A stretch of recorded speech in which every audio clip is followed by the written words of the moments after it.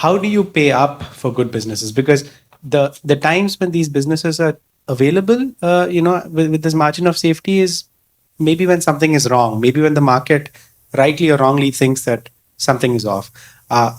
And if that's not the case, then how do you pay up? Or if that's the case, how do you separate what the market is thinking versus reality? We try to focus on the very long term.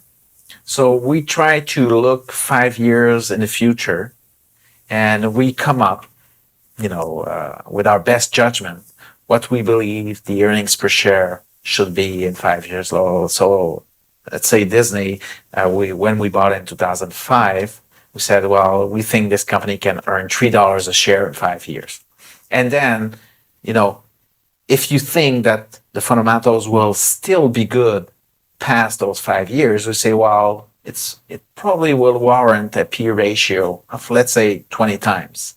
So that gives you a $60 stocks in 5 years. So if you can buy the stock at $30 or less today, and you're right on the $60 in 5 years, you should be rewarded by earning something like 15% annually.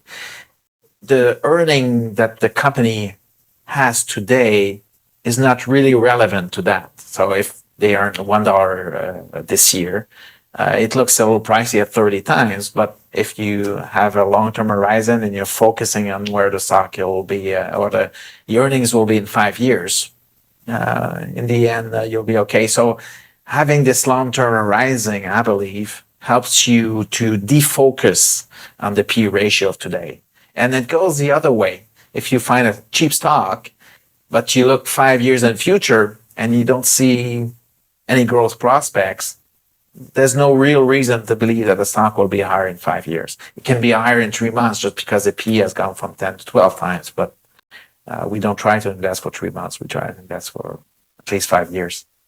Yeah, so can you talk to the audience, explain the medals a little bit more, and tell us how you give a medal even to something you call a mistake and still make money out of it? Well, I always say there's a difference between being good and lucky. So we were lucky there. So that was still a mistake.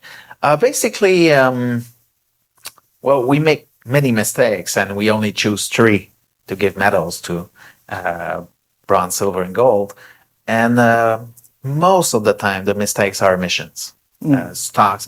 Starbucks is an example. Is a company that fits all our criteria, and we decide not to buy for sometimes simplistic reason. And you miss a 10,000% gain over 25 years for that reason. So we try to give medals to the most costly mistakes, and the most costly are usually omissions. Sometimes it's like Valiant. It was a stock that we did purchase, and we made a mistake.